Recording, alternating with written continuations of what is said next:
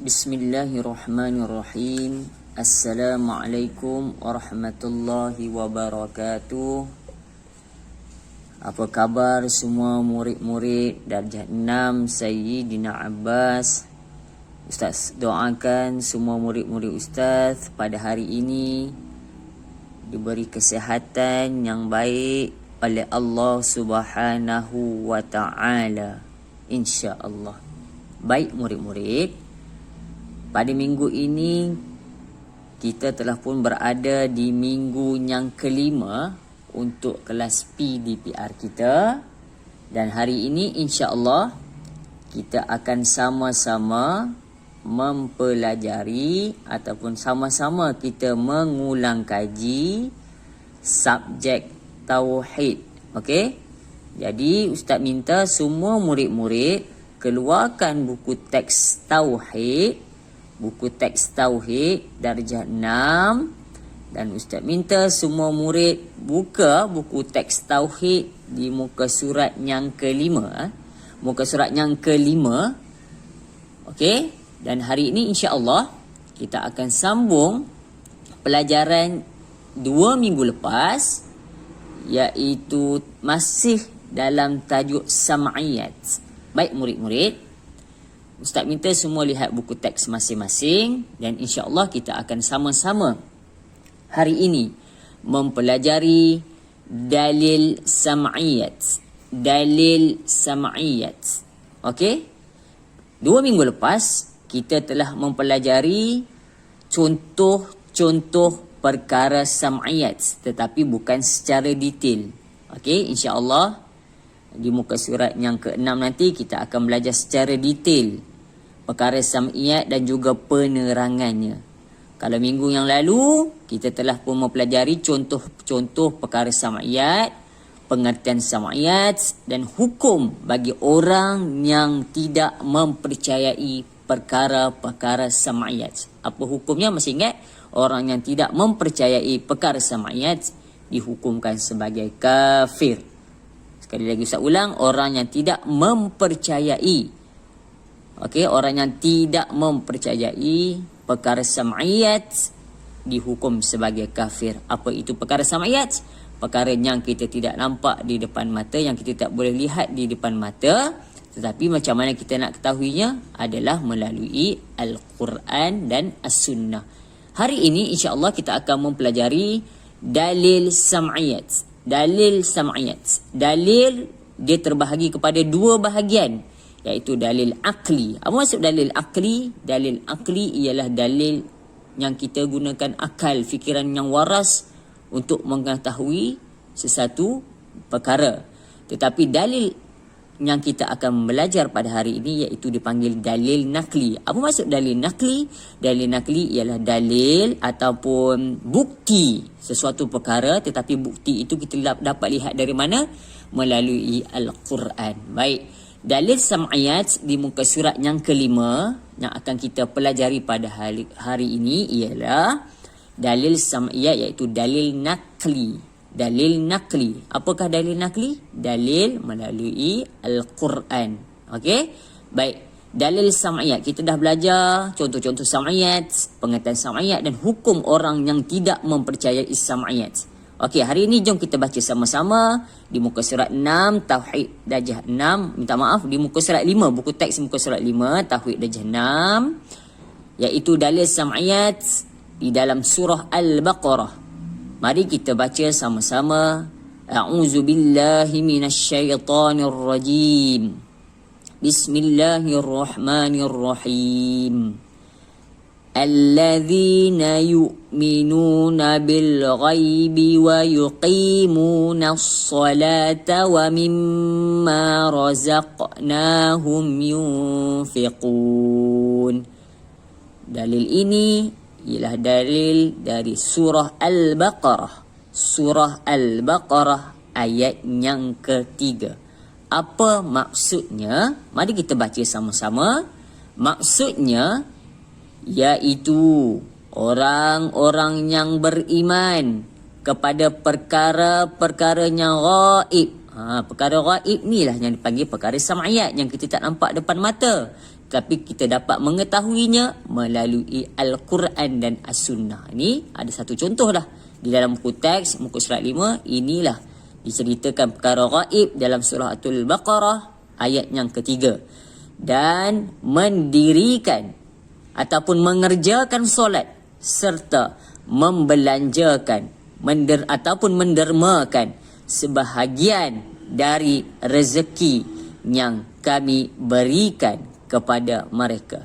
Ini adalah salah satu contoh dalil sam'iyat yang terdapat di dalam Al-Quran, tetapi dari surah mana?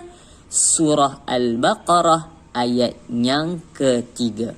Baik murid-murid, sekarang Ustaz minta semua murid-murid mari kita lihat pula buku teks Tauhid di muka surat yang ke-6.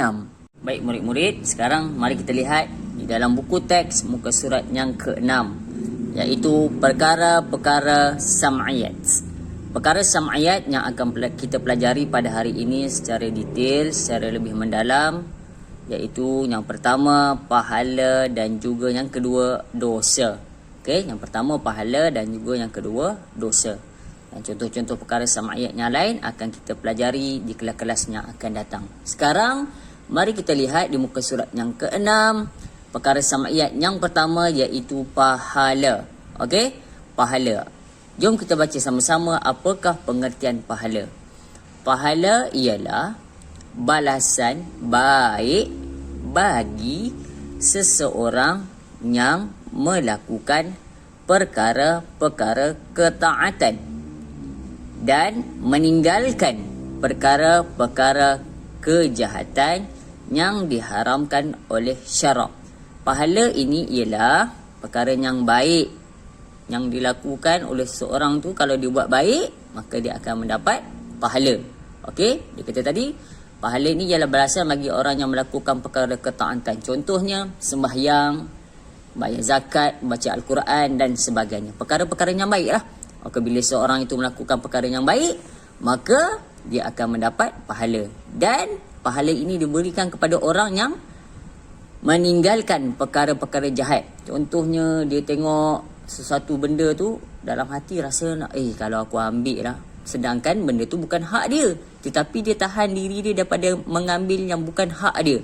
Itu juga diberi pahala. Bukan buat baik saja, kita mengelak daripada melakukan dosa pun diberi pahala oleh Allah Subhanahu wa taala. Baik, firman Allah Subhanahu wa taala, A'udzubillahi minasyaitonir rajim. Hal jazaa'ul ihsani illal ihsan. Surah Ar-Rahman ayat 6, ayat 60. Apa maksud dia? Jom kita baca sama-sama. Maksudnya, bukankah tidak ada balasan bagi amal yang baik, melainkan balasan yang baik juga. Dia kata orang yang melakukan perkara kebaikan, maka Allah Ta'ala juga akan balas kepada diri orang yang melakukan kebaikan itu dengan balasan yang baik. Maka balasan yang baik itulah dipanggil pahala. Okey, tetapi pahala itu kita tak nampak depan mata. Macam mana kita tahu adanya pahala? Melalui Al-Quran dan As-Sunnah. Okey, ini salah satu contoh dalil tentang pahala, iaitu dari surah Ar-Rahman ayat yang ke-60. Okey murid-murid, sekarang mari kita lihat contoh yang kedua perkara sam'iyat, iaitu dosa. Dosa ni sama macam pahala, perkara yang tak nampak depan mata, tetapi kita tahu melalui Al-Quran ataupun As-Sunnah. Jom kita baca sama-sama apakah pengertian dosa. Dosa ialah balasan buruk bagi seseorang yang melakukan perkara-perkara maksiat. Apa dia perkara maksiat ni? Perkara yang diharamkan oleh syarak. Perkara yang diharamkan oleh Allah Subhanahu wa taala. Okey, dosa ialah balasan buruk bagi seseorang yang melakukan perkara-perkara maksiat, perkara yang Allah Taala larang. Contohnya Allah Taala larang minum arak. Okey, tapi dia minum juga, maka orang yang minum arak itu diberi balasan pahala. Okey, kita teruskan lagi pengertiannya. Ataupun meninggalkan perkara-perkara yang diwajibkan oleh syarak. Contohnya Allah Subhanahu wa taala suruh kita solat 5 waktu sehari semalam, tetapi tak solat subuh je. yang 4 waktu lagi tak solat, ataupun solat maghrib je, subuh tak solat, itu akan diberi balasan dosa. Berbeza dengan pahala tadi.